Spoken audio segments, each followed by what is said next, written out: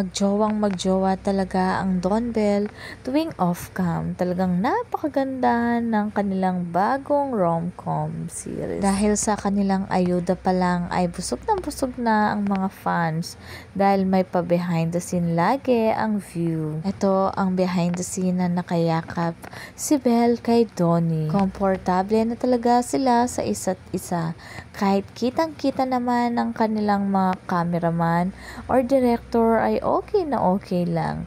At talagang pinipicturan lagi ni Donnie si Belle. At grabe din pag-aalala ni Donnie kay Belle dahil may mukhang pumasok sa mata na insekto kay Belle. At talagang may sinasabi si Donnie. Natanong niya siguro si Belle kung masakit nga ba ang kanyang mata.